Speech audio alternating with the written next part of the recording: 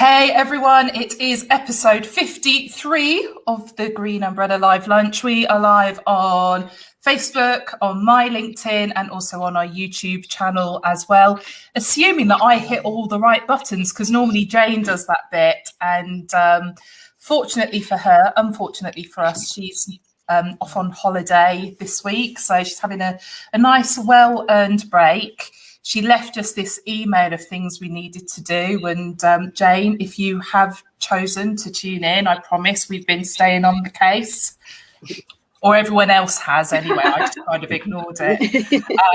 But yeah, I was just saying it's a bit weird, Jane not being here. But it's really positive because we've got a guest today, Chris Lambert from Datasense is joining us to talk through a few things. I was thinking about how best to introduce you because there's a few things we can talk about, based on what you do.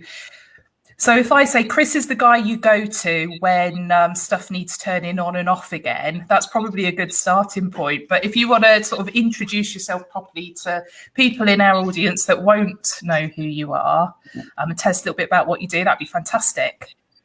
Yeah, that's a pretty good sum up of what I do in the business. I'm one of the directors at Datasense. We're a IT support, cybersecurity and GDPR company.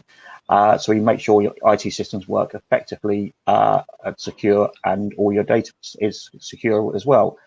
So my part of the business is predominantly the sales side and also the IT support. So yes, I'm the one who you phone up when you've forgotten to plug your headset in, forgotten to turn the wall socket on because your PC is not starting up, or you've got an error message you don't know and you just need to turn it off and turn it back on. Awesome. And are there any stories of people that sort of have those kind of IT issues where it's like literally is someone forgot to hit the switch on the wall? Yes, I'm conscious that some people might actually be watching this and it's related to them. I shouldn't really say Paul Green's name too often, but Paul Green. No, I did get a call from a client once.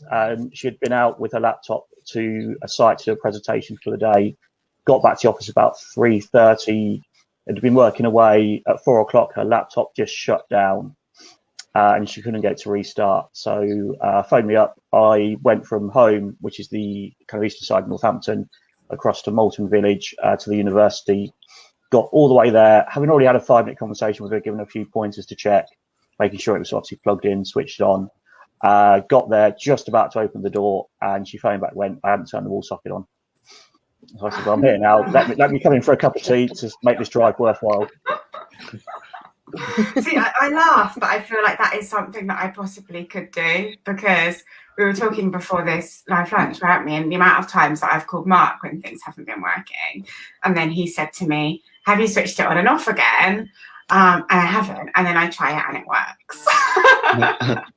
Maybe I shouldn't admit that, but it's happened. It is amazing how often that kind of thing works, though. It just like every time it just sort of really takes me by surprise that it's like you spend ages and ages and ages trying to figure something out, and then you just go, right, sod it, turn it off at the switch, and it seems to come back to life. But to be fair, that's not the only stuff that Datasense does. There's kind of like 4 areas to the business. I know because we've been working with you for a little while now, but the stuff that you tend to talk around also dips into sort of the cybersecurity, sort of like your GDPR stuff, that kind of thing as well. So are you seeing sort of more sort of people being more careful around that kind of stuff at the minute, or are people still really blasé? No, people are still really blasé. You're right. I do talk about the cybersecurity because switching stuff off and on again isn't a sexy conversation. So the stuff I do talk about is the cybersecurity. So my phone's ringing. It's probably someone telling me I'm on a live lunch. I can see you on Facebook. Yeah, Robin, if you are watching, I'll call you back after this. This is far more important.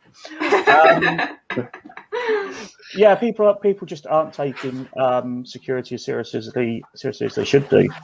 They are still really blasé with the information they put out on Facebook. I did a presentation a couple of months back now where I had just gone through with a friend's permission their Facebook page, pulled out, I think it was about 4 posts, and from that I was able to ascertain the street they lived on and the house number, which then you bring up a Google Street View of the house and you can see if they've got a home burglar alarm or not. So within a year, probably a year or so, depending on how up to date the photo is.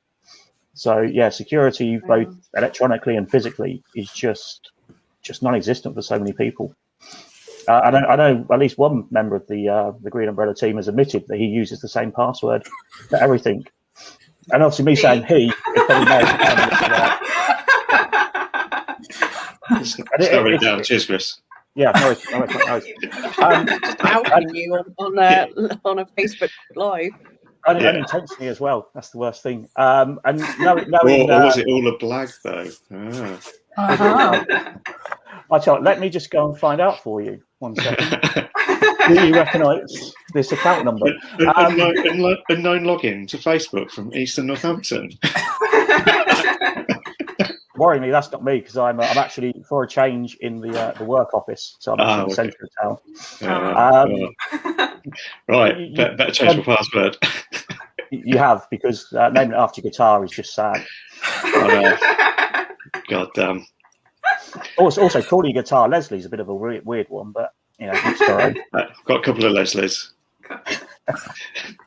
The thing is, we laugh, but it's a really serious point. It's a really serious point. Like, passwords are just, it just amazes me. Like, even now where we get passwords that are like capital P A 88 WORD, and it's like, you know, it's your password is still password.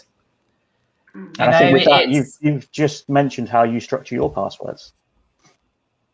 No, that's literally in the last 3 or 4 months, we've needed to access something for a client, and passwords have been shared with us, and that was one of the passwords.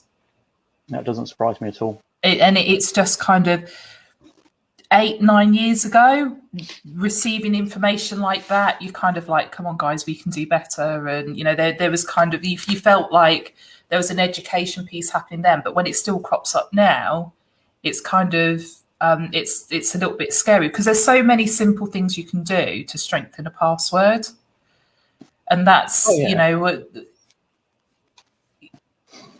I mean, most browsers nowadays, when you sign up to things, will suggest a strong password. Then it will promptly store it in the browser, which is generally really easy to recover.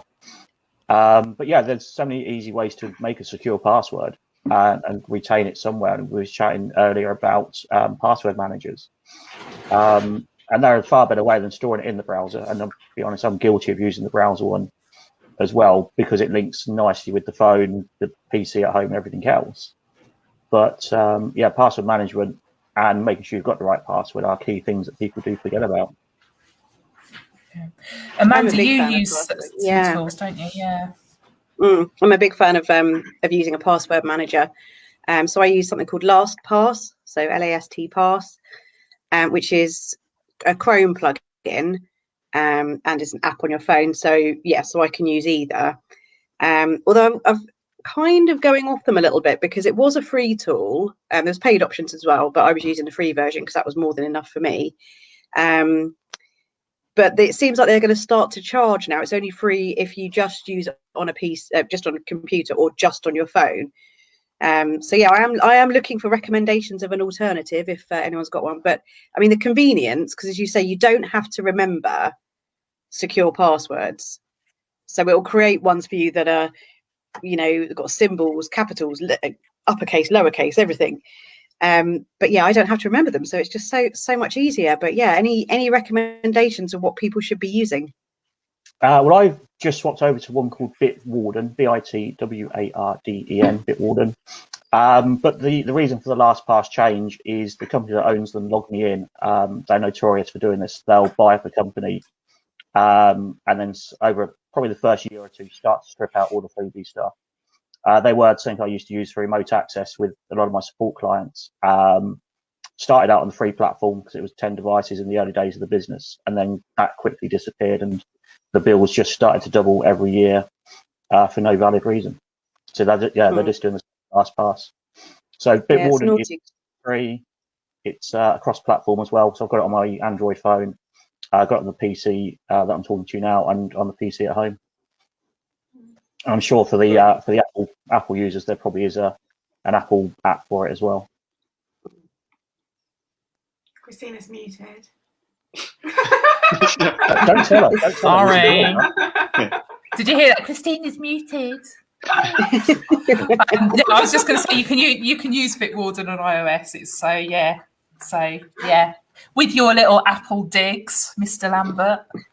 It's not my fault if Apple's the less popular product. Oh, don't get into a debate about this with Mark. Oh, Apple versus Android, yeah. I've been having this debate with Mark since I've known Mark. It's been now 8, 9 years, 10 years.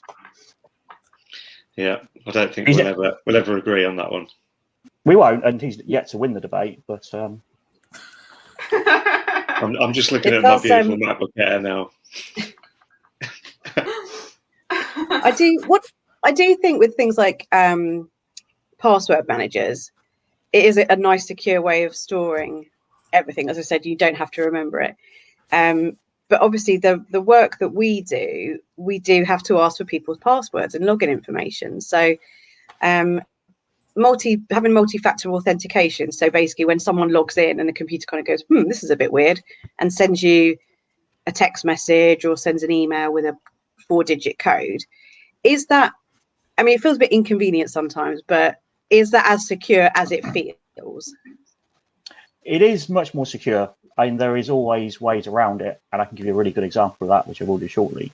It is up in that security so that you know someone's trying to access your account. I've got it with my Facebook and various other things I use, so that a code or an email gets sent to me with, a text or whatever. And yes, it's that extra level of security. Of course, if someone's got access to your phone, access to your emails, then it's rather irrelevant because they're already in elsewhere and can get that code sent through. So it's not 100%. Nothing in the IT security world is 100%. Even if you were completely disconnected from the internet, it wouldn't make it 100% safe. But a really good example of that is WhatsApp. A lot of people very recently have been getting messages from friends saying, I've been locked out of my WhatsApp account. You should receive a 4-digit code. Could you send me it? And that actual 4-digit code is the code to your WhatsApp. And that's, you're basically giving the people who've already hacked your friend's account access to your WhatsApp. And then you lose control of it. To the point I've seen someone who's had to actually, in order to get back into WhatsApp, ended up changing their phone number to get back into WhatsApp. Yeah, it was quite a difficult one to get around. It just ultimately they didn't actually come to me. It came as someone asked a question of me. But yeah, it was just easier for them to get a new phone and start afresh.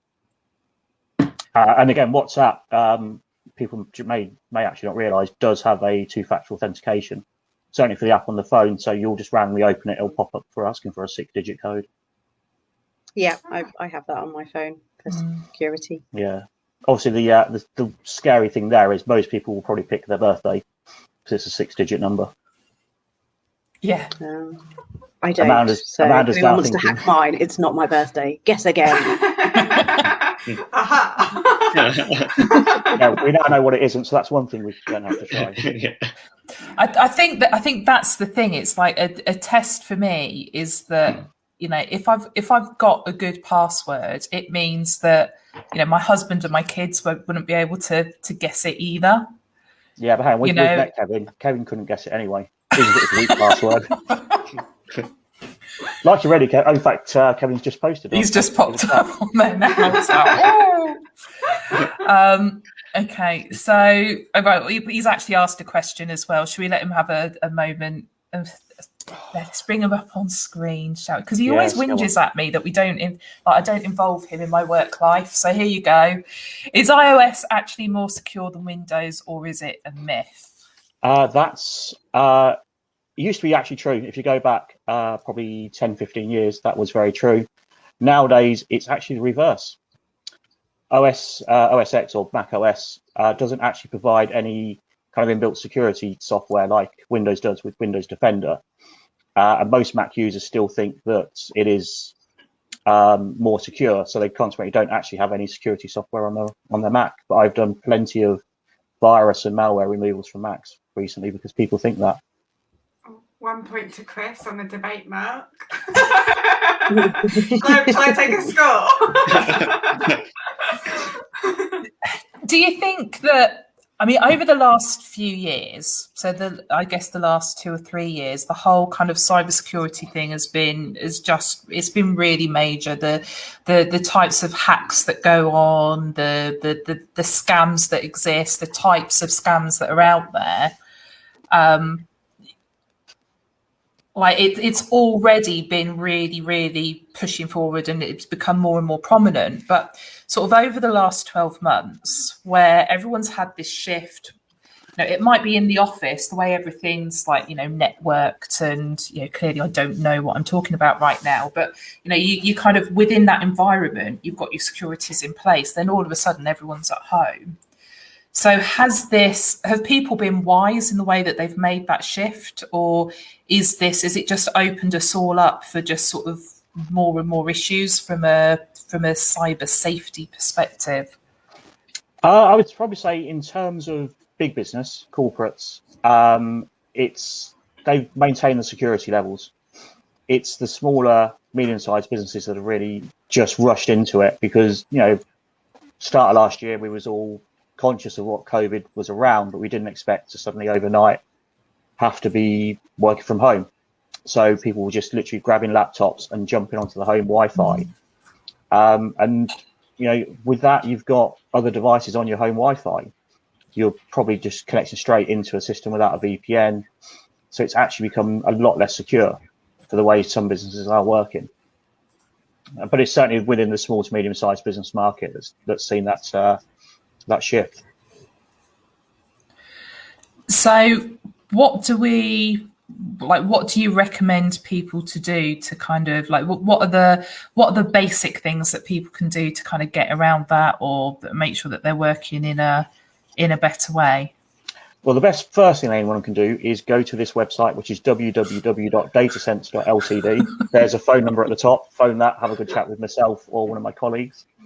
After that, if you want some practical things you can do at home, just make sure your device has got security software on there, and not, especially if it's a business device, it shouldn't have any free antivirus on there anyway, because it's outside of the T's and C's for that organization. But make sure you've got security software on there, at least an antivirus, ideally with a firewall on there as well. What would be ideal, and it's a lot harder to do in a home environment, would be having separate broadband for your work equipment to your business equipment, or certainly a separate Wi-Fi network, one that's isolated away from the kids' devices, or the husband's, wife's devices as well.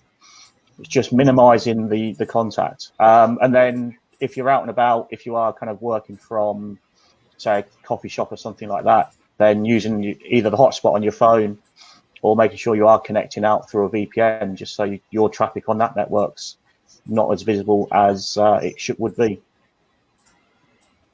Cool. Thinking about the home network stuff, is it easy to sort of create that second network? Or is that something you need to go back to your provider and it's additional costs and stuff like that? To create a second network, it really comes down to the type of router you're using. If you're using just the bog standard one from the internet provider, then no, you probably don't have that option. If you've gone out and bought a good router, and I'm talking kind of £80 plus, some kind of Netgear, something along those lines, then yes, you'll have the option to create a guest network, and you'll have your kind of traditional home network. And what I would say is bump the halt stuff onto the guest network with a completely separate name and password to the regular one, and then just use your home one with the bits you need. Cool. Okay, I've got one more. I feel like I'm getting a bit technical and boring. No, I think but it's like I want to know this stuff. So, okay, everyone, if people listening, if you've listened to this most weeks, probably once or twice I might have mentioned Alexa and the fact that I hate that damn thing. I don't talk to the little box on the side, okay?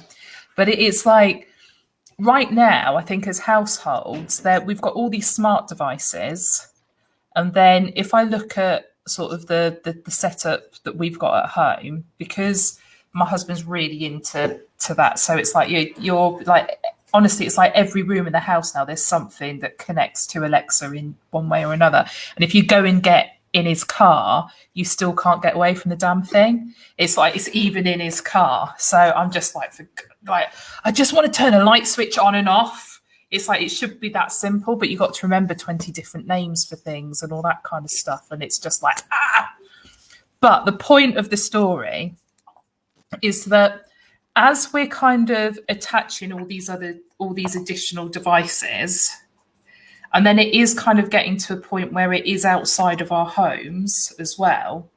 Like, what are the things people don't think about in that situation? Things people don't think about is where they're actually buying the product from. If you jump onto eBay, Amazon, and search a smart light bulb, for instance, or home security system, you can find thousands, tens of thousands of options. 90% will probably come from China.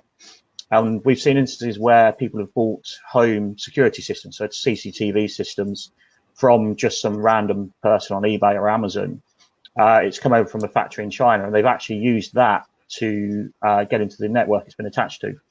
So it's got its open access out to the internet. They're using that as the gateway in, and then having access across the whole network. And from there, you can even be using it as a botnet to then do denial of service attacks out to other websites. So it's, be very conscious where you're buying from. Don't go for the cheap Chinese stuff. Do spend a little more and get named products would be the first thing. In terms of those Alexas and the Google Homes, I know Apple will eventually get around to doing their home device. I know it's been talked about for a little while. It's been out for years, Chris. I haven't, although, to be fair, I think that's one all. I've got a Google Home and an Alexa, and I haven't actually got an Apple one, believe it or not. I don't even. Yeah, that's how bad their marketing is on that. Because I was even on the Apple website for a client the other day, and I've not even seen it advertised.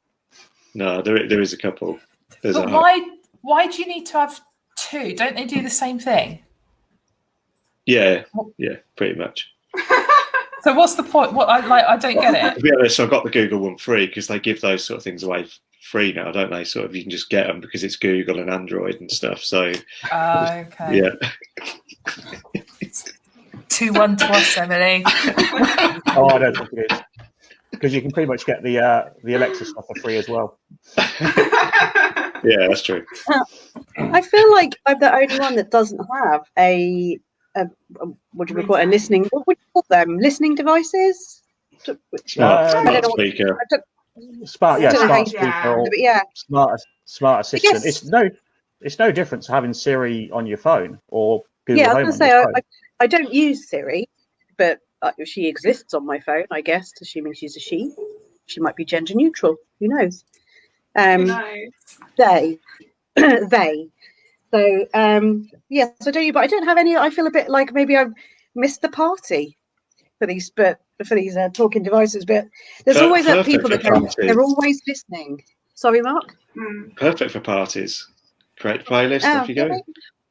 See? They've you might correct me on this, Chris, but I believe they've been used in sort of court cases and things before, where they've been recording sort of a conversation or something without the people being aware that it's happening, and then they've obviously been able to listen back to the recording through the smart speaker. But yeah, we don't have one. My parents have one, and I mean it's okay. Like, they play music through it and stuff, but I'm sort of with Christina in that I don't really see the hype. I think everything sort of works as it is. You don't need to shout, Alexa, shut the curtains, and then I'll just go and shut the curtains. I already do 2 little steps already, so I need to do more. Do you know, it's like if we lived in a mansion and it was going to take 5 minutes to get from here to the light switch, I would understand the convenience. But it's like, literally, it's kind of, why do I need to shout at a little box at the side where... It doesn't listen to you anyway. Essentially, Isabella's probably sitting next to the light switch. I can just shout at her and do it, and it's, It's the same ends, right? Well, Well, it is. It's ideal for those of us who don't have children that we can send off to do stuff.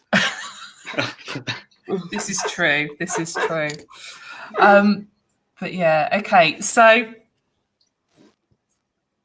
thinking about smart devices and all of that kind of stuff, and there have been stories of people like being like they've got a smart fridge or something like that, and they've actually been hacked through the fridge. It's like, does that stuff really happen? Yeah. Do people really get hacked through devices like that? Yeah, it's an unsecured device on your home network. So in terms of the actual smart assistants, they are a little more secure than that. There is some security built into them. It doesn't stop people. I mean, you're aware of this, Christina. I'm sure Paul Green won't mind me telling the story. We do a Friday night, as many of you probably know, a Friday night pub session virtually. And Paul has a Google Home assistant, and we managed to set his alarm for 3 a.m. I say we, it was Kevin actually, he set it for 3 a.m. So the next thing we know is Kevin's getting a text later, I think actually about 3 a.m. just calling him if you excuse the language on green umbrellas, it's not an indicative sign of a green umbrella, but basically you're a bit of a bastard, aren't you? That is quite a funny prank. I'll give it. That's a good one. If I had the skills and the knowledge, Mark, you definitely get a 1 a.m. alarm. Cheers. Christina, 3 probably. Amanda, I'll give you 5 because you're my favourite. Thank you. Everyone's got to be someone's favourite, I suppose.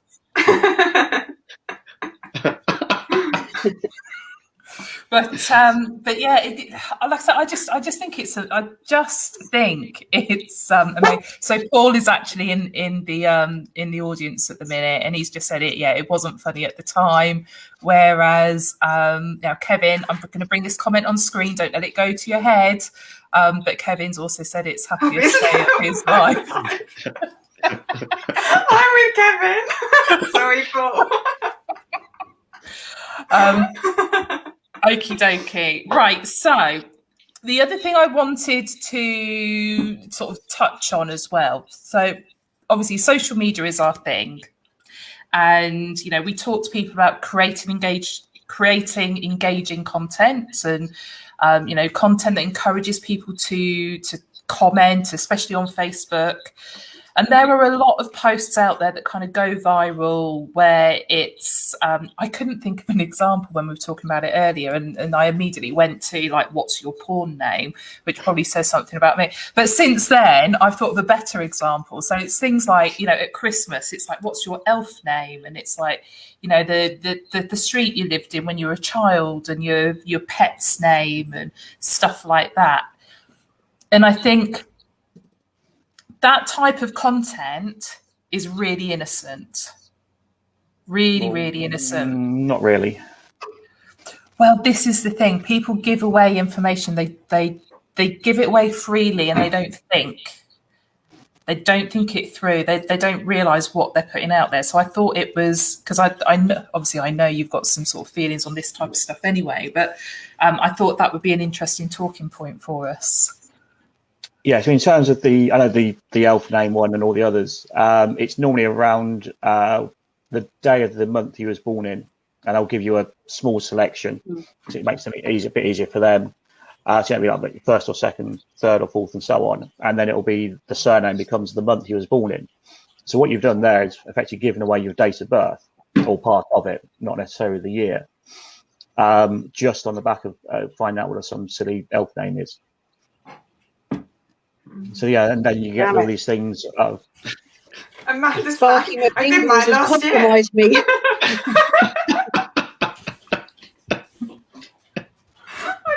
in such a giggly mood today. I don't know why. It's because you're nervous about all your cybersecurity faux pas. No, I'm not. We're probably a bit more in the know and don't share things like that and comment on it because of the nature of the work we do. But I think one of the worries is people often worry about their children on social media. I know my parents won't be watching this, but I worry about my parents and some of their generation because they seem to share a lot and get involved in these things. you know, probably because they're not kind of, I don't know what you would call digital natives, but yeah, they often seem to get involved in these things like this, or the sort of viral things where you share a candle or comment if you've lost someone to X, and you just think, oh, please don't get sucked into that. It's a real worry. But it is. It's where these hashtags come in. Hashtags are a great way of tracing people who shared key information, especially when you get into the whole chain, the chain posts where you share it and then you get other people to share it, and they do it. It's always the same hashtag. And just go and search that on Facebook, Twitter, and you'll find out all about people from just that. Yeah, I think there's a massive amount on social that can be there's a massive amount that is for good, and used the right way can really sort of, you know, bring massive benefits to us as individuals, to us as brands and businesses. But there is this dark side where, and it's like with anything else, there's always that, you know, that the level of abuse that comes, and I think it's we have a responsibility to educate people of those kind of like those grey areas, if you like, and, you know, how to look out for them, how to avoid them, that kind of stuff. And I think the generational thing is actually a really good topic that we've not thought about, because even if you think about, you know, there's the stuff we're talking about now with the cybersecurity, but there's also stuff like the fake news. Okay, and you know, if we look at, you know, if we go all the way back to, you know, Cambridge Analytica, you know, someone sees a post in their Facebook feed and it's got a sensationalized heading on it, and people don't click through and read it. They just hit like, they start commenting, they share it, and that goes out further and further and further, and before we know, it's taken hold. But the information that's being gathered along the way there is where it really comes back to this kind of this thing that puts us at risk. Because even if I'm being all nice and squeaky clean, if I then rock up at my parents and they've, you know, my dad's been, you know, clicking around on stuff, maybe unwittingly managed to pick up a virus or whatever it is because of that, I've connected to their I was sounding so intelligent up until that point. I connected to that internet. That Wi-Fi. Looking for That internet thing.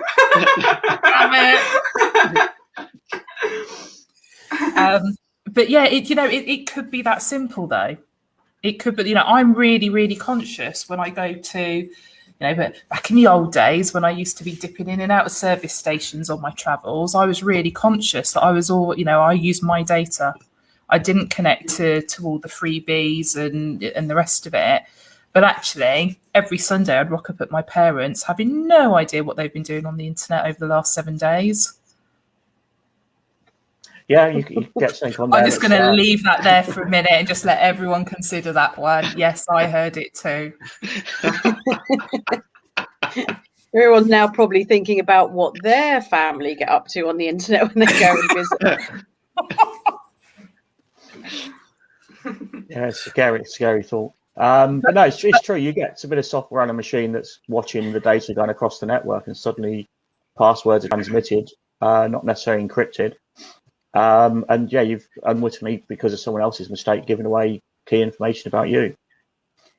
And it is the reason why, as I said earlier, with coffee shops, always use your hotspot or make sure you are on a VPN, so you're not just sat there on the open network. I mean, I've got some software that I use quite legitimately. I download it from a website in all of 30 seconds if I don't have it on me already. And that's what it does. It listens and shows me devices on the network.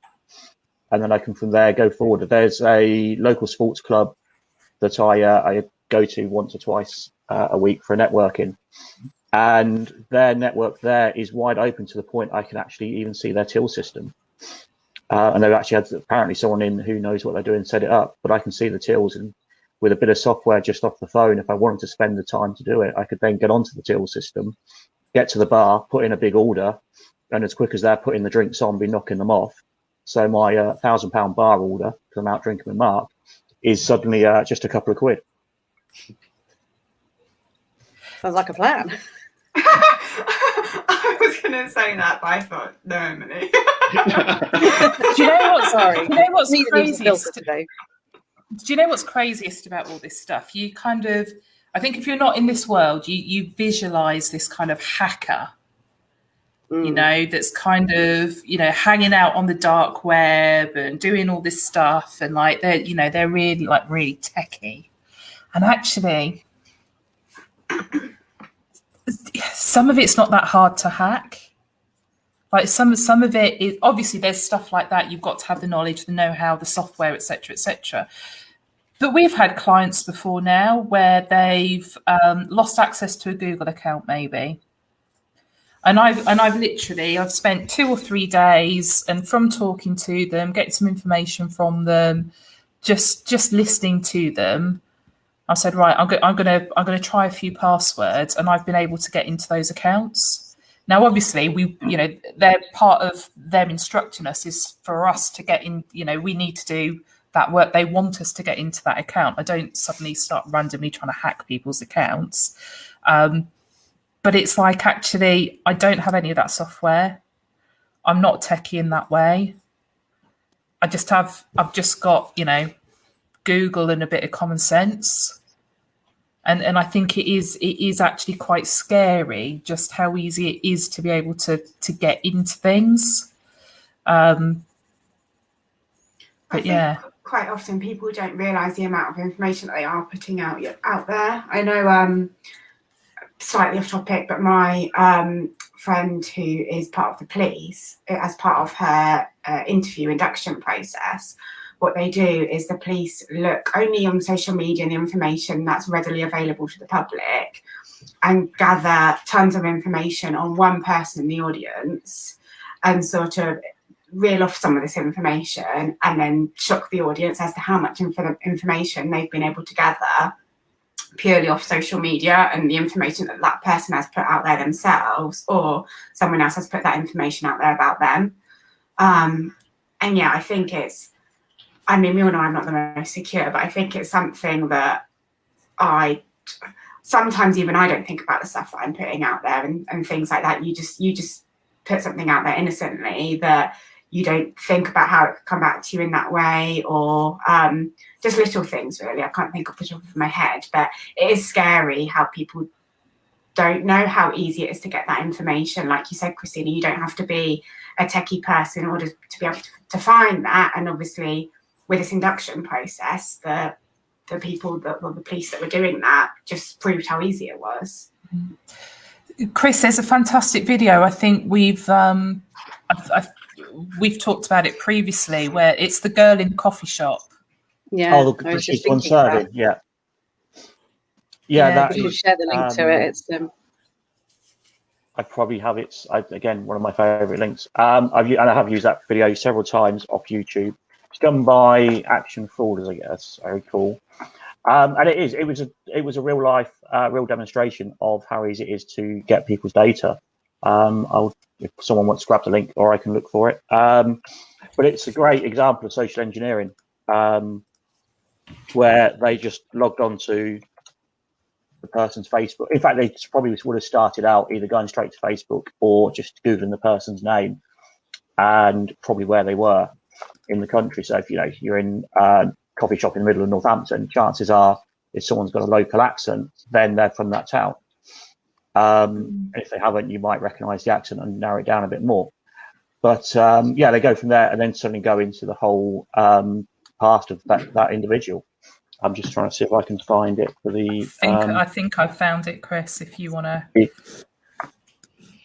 go on. If you want to share it, then. Yeah, it was done by Action Fraud 4 years ago. Cool. So the basic people go into the coffee shop. They're asked for their name whilst the coffee's being made. No, there's actually take us through there's one step before that which you may not have picked up on. As I recall, it's either a sign in the window or someone's giving out flyers saying, if you like our Facebook page, you'll get a free coffee. Well, most people, if they hear the word free, will jump on it and action it. So people go on there, they like it, so instantly they've got the person's full name without even being asked who that person is. They can also see a photo of it to compare it to the person as they come in. So, it's not like they've had Amanda and Emily like it at the same time and not sure who's who. And from there, you've got a team of people, I think 2 or 3 in a van nearby, that are then searching Facebook, going onto Google, LinkedIn, and getting lots of personal information about people. And in the time it takes to make a cup of coffee in a coffee shop, so literally 30 seconds, they've got all that information. It's been scribbled down on the cup and given to the customer. And it really is that simple. But people are picking up these cups of coffee and they're like reading all this stuff about themselves. They're like, how the hell do you know this? And it's like, this is information you're putting out there freely into the world. In fact, one of the guys, he actually volunteers extra information that wasn't on there. He, as I recall it, he says, I'm also a Christian, which wasn't something they had, and he just openly volunteered it. Yeah. Probably the craziest, I'm going to do that thing and spoil the end, but the craziest thing about the video is that there's one, I think it's one particular girl, and she's like in absolute shock at this information, drinks a cup of coffee. They kind of follow her down the street as she finishes her cup of coffee. What does she do with the coffee cup that's got all that information in? Put it in the bin. Puts it in the bin, walks off. And it's like, actually, that's kind of the attitude people have to their personal information. We're just so, I think just as a society, we're so blasé about it. And we hear about these hacks and things like that. And, we were talking about it earlier. This week, the Facebook was hacked a little while ago. This week, that data's now been available for sale. And so it's hit the news. And it's like, how many people have actually gone to see if their information is part of that data set? Probably very few. There is a great website, many people probably know it, called Have I Been Pwned? And I can not stress enough how careful you are in Googling that one, because you will end up with a rather random search. An interesting search history. Yes. I've come across it on Paul Green's search history a few times. Sorry, not this website's the other stuff. I did tell you, Paul. I wasn't going to let you get away. I am going to pop the link into the Facebook chat. But there, you can go to that website, pop in your email address, and you'll get one or two results, which is a green result, so that email address hasn't been found in any data hacks to the last update of that database. Or you'll get a red result, and then scroll down past the bit of saying you should pay for this service. You find all the bits where you've been included in the hack. Yeah. And then, so if that does happen, then Chris, what should you do? So if your email has been included? To be honest, you should change the password. Chances are it's actually too late anyway. As the Facebook hack recently, it was actually happened. The hack happened in 2019, so we're now kind of a year and a half down the line, and now the data's actually come to public knowledge. It's now hit the headlines. So if you're any one of us included on that, for the best part of a year and a half, they've had our password, and like most people, as we touched on someone in this group earlier, didn't we, Mark? They use one password for everything. So if you was into Mark's Facebook account, you was probably then into his Amazon account, into his eBay account, and everything else. I think this is the other thing as well. It's like if you suspect you've been hacked in some way, and this is very much from a social perspective. If you're looking at Facebook thinking you've been hacked, quite often that it's not about changing your password on Facebook, although yes, you need to do that too. Quite often, it's actually your email address. So, and again, luckily, it is few and far between when it happens. But I remember a few years ago, we'd got someone who their Facebook account had been hacked. They changed the password, but they then couldn't get the, like you get an email to reset. To reset, authenticate, whatever it is, whatever the word is. They couldn't get that email because it was actually their email account that had been hacked. And because that had been taken control of, they actually needed to go through things to change the password on that to be able to gain access to then change passwords everywhere else. So it is, anytime you think that you've, fallen foul of this stuff, it is kind of, you need to go back to your email and change things there first.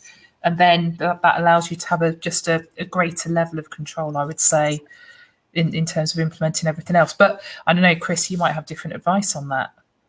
No, starting with the email address would be the first point of call, because like I say, if the reset's going to come through to that and you've, even without realising, not got access to that account anymore, you're kind of scuppered. But not having the same password for any other website. So if you've got Facebook, eBay, Amazon, each one needs to have a different password, and that's not kind of like password 1, password 2, password 3. Because if you've been involved in a couple of hacks, what we'll see is a pattern. So if we've got 2 sites out of 3 and your password's password 1 and password 3, then the next logical things to try are password 2, password 4, and just follow that chain up. So you want something wildly different for each website, which again is where password managers, going back to what Amanda was saying earlier, comes in handy. And especially they do suggest a strong password for you as well. You'll never get that kind of sequential password. Yeah. I don't want to get into GDPR stuff because that sends everyone to sleep. Basically, it's really, really important.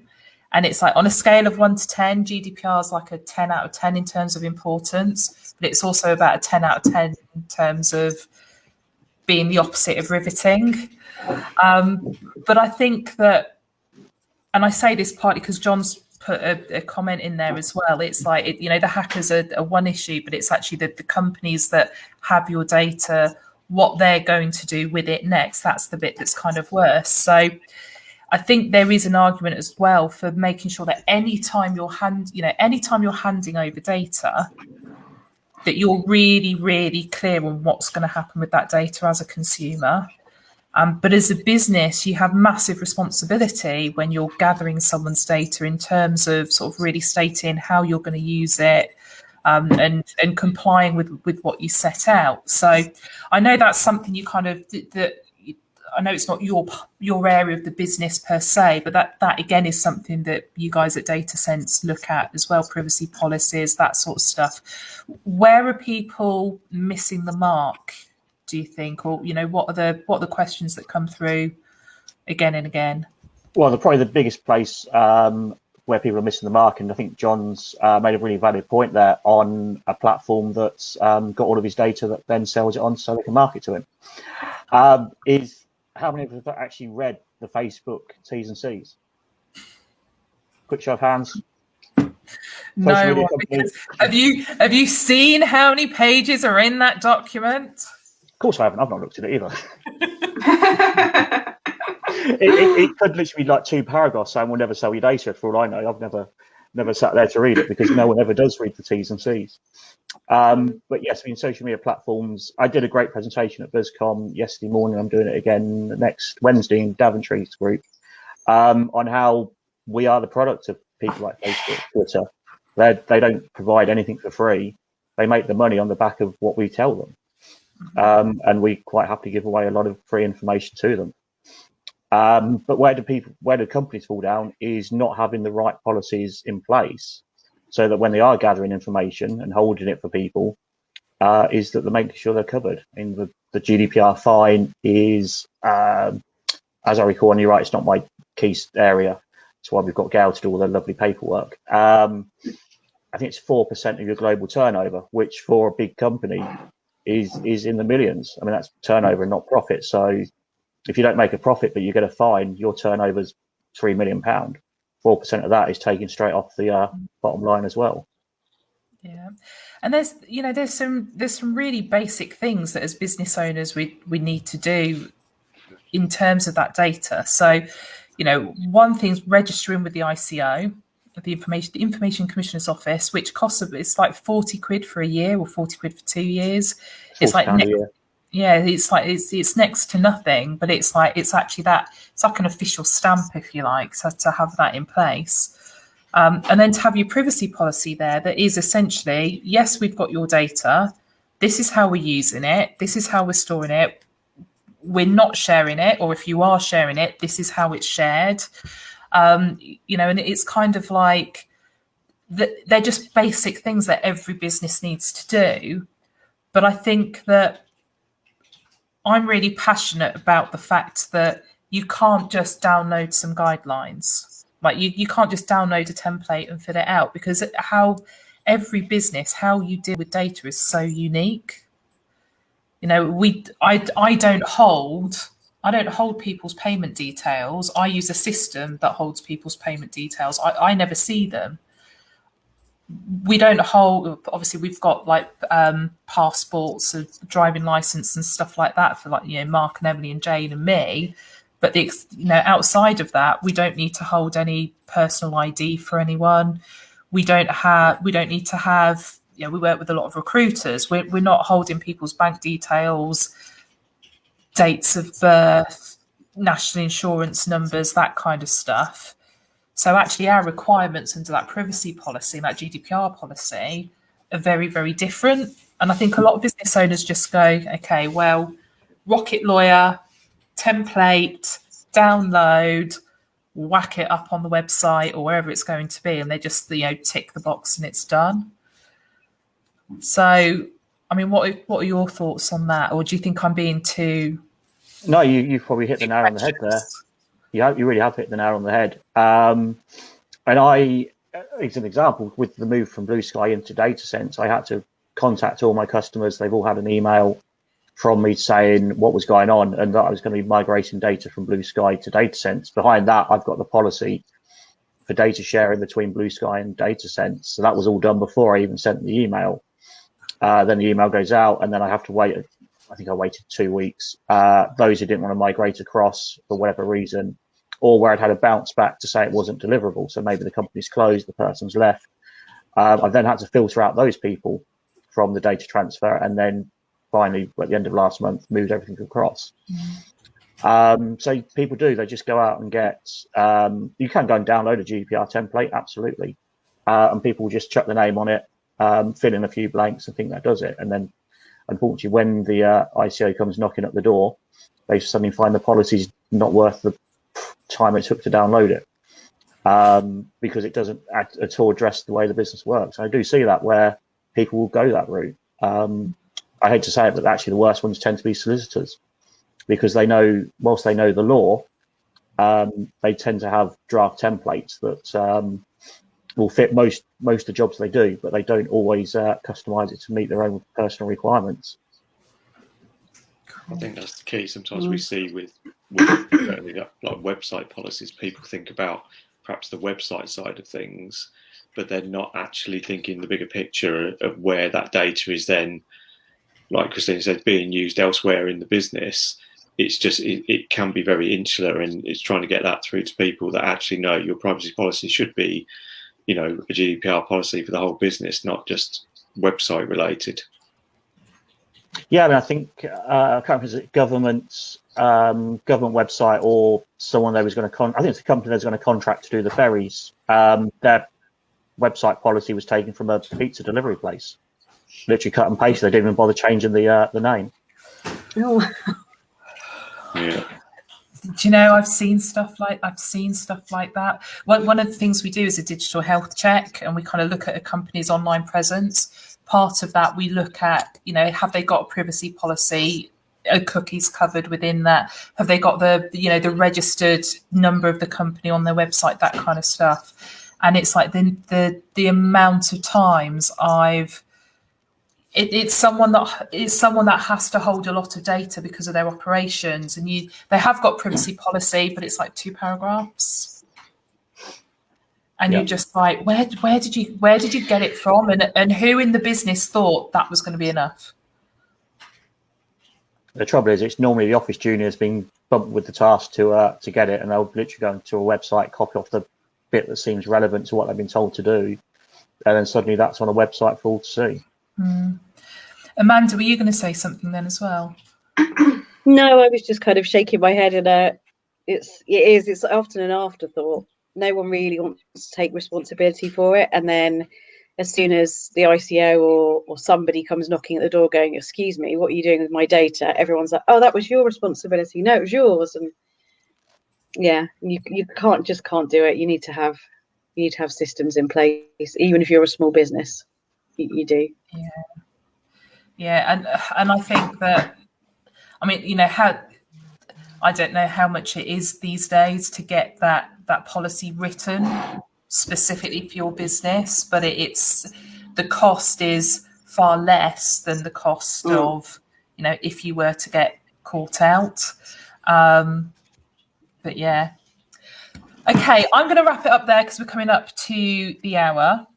I'm very pleased that I've managed to get through an episode without saying anything too embarrassing myself. I feel very grown up today. And we've talked about serious subjects, which is, you know, I think we've held our own with Chris. So very well. Thanks for raising the level there, Chris. Dragging us up out of the gutter. Appreciate that. Well, having seen some of your previous people on here, Paul Green being one of them, it wasn't a difficult thing to bring it up from Paul's level. And yes, Paul, to answer your question, yes, I do know you're here.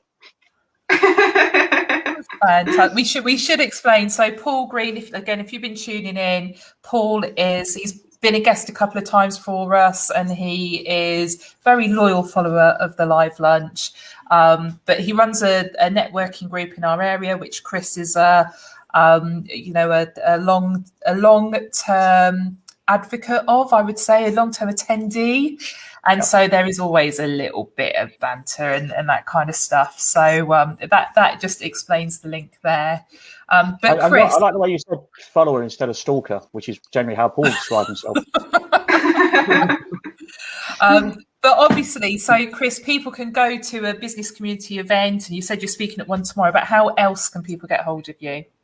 Facebook, LinkedIn. I've obviously got you guys managing my LinkedIn profile. You can find me on the Datasense Facebook page, the LinkedIn page, LinkedIn directly for me. Message me. Website, Datasense.Ltd. The number's on there, which is the general number.